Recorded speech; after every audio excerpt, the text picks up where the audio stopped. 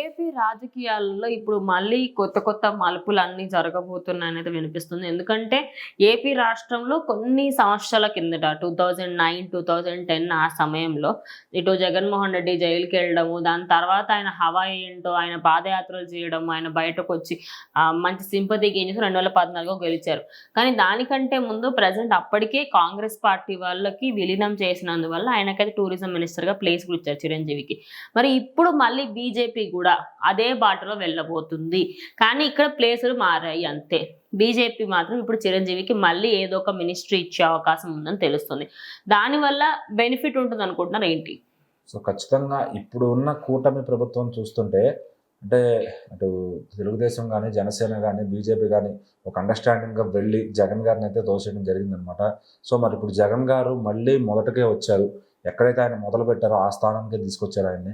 So మళ్ళీ ఆయన వెళ్ళి ఎవరైతే గాలి జనార్దన్ రెడ్డి అండ్ సోనియా గాంధీ వీళ్ళందరితో, ఈ అంబానీ వీళ్ళందరితో లింకులు అయితే ఉన్నాయో వాళ్ళందరినీ కలుపుకుంటూ వెళ్తే మళ్ళీ తను ఈ ఫార్మేషన్ అనేది చేసుకుంటూ రావచ్చు. మళ్ళీ తన దగ్గరికి డబ్బులు కానీ అన్నీ మళ్ళీ రొటేషన్ అవుతాయి అన్నమాట ఖచ్చితంగా.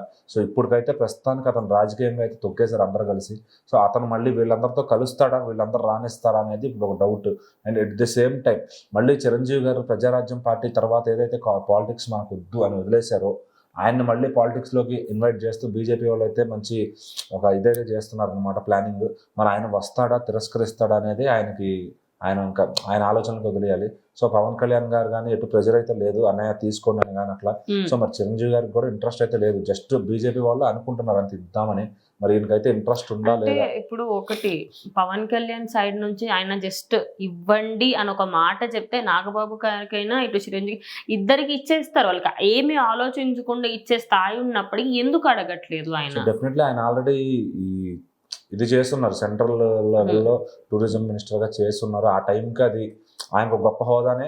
బట్ ఏంటంటే రాజకీయాలని ఆయన ఎందుకో కలిసి రాలేదు, ఆయన వదిలేసి వెళ్ళిపోయారు అనమాట. సో మళ్ళీ ఆయన రాజకీయాల జోలికి రాదలుచుకోలేదు. సినిమాల్లో కూడా ఎక్కువ ఎక్కడ ప్రస్తావించలేదు. ఎక్కడో 5 నెంబర్ 150లో ఒక డైలాగ్ ఉంటుంది, గల్లీ పాలిటిక్స్ నుంచి ఢిల్లీ పాలిటిక్స్ దాకా చూశానని చెప్పి. సో ఈ పాలిటిక్స్ అనేవి చిరంజీవి గారికి అంత రుచించలేదు ఖచ్చితంగా. సో ఆయన వదిలేసుకున్నప్పుడు ఆయన మళ్ళీ బలవంతంగా లాక్కొచ్చే ప్రయత్నం అయితే ఖచ్చితంగా చేయకూడదు. ఒకవేళ ఆయనకు ఇంట్రెస్ట్ ఉంటే ఈ జనసేన క్యాంపెయిన్తో పాటు ఆయన కూడా బిఫోర్ ఎలక్షన్ ఏదో ఒకటి తిరుగుతా తమ్ముడికి సపోర్ట్ చేస్తూ ఉండేవాడు. ఆయనకు ఆ ఇంట్రెస్ట్ లేదు కాబట్టి సైలెంట్గా ఉండిపోయాడు. ఎక్కడ దాని గురించి ట్వీట్లు వేయడం కానీ, ఎట్లా సోషల్ మీడియాలో చెప్పడం కానీ, లేదంటే బయట మాట్లాడడం కానీ, వీడియోలు పెట్టడం కానీ ఏం చేయలేదన్నమాట. సో అంటే ఆయనకి ఇంట్రెస్ట్ లేదు. సో తమ్ముడు గెలిచినాక ఎలాగో తన దగ్గరికి వచ్చాడు కాబట్టి తమ్ముడు గెలిపినా తన గెలుపు అనుకుంటున్నాడు ఖచ్చితంగా. సో ఆ వ్యక్తిత్వం ఉన్నప్పుడు మళ్ళీ వీళ్ళు ఇచ్చే పదవిని ఖచ్చితంగా స్వీకరిస్తారంటే నేనైతే కాదనే చెప్తాను, తీసుకోరనే చెప్తాను. సో మరి అది నాగబాబు గారికి కానీ లేదంటే కిరణ్ కుమార్ రెడ్డి గారికి కానీ ఇచ్చేస్తే వాళ్ళకి అది అలాగే ఇంట్రెస్ట్ ఉంది కాబట్టి వాళ్ళైనా తీసుకుని ఆ పదవికి చేయాల్సినవి చేస్తారు.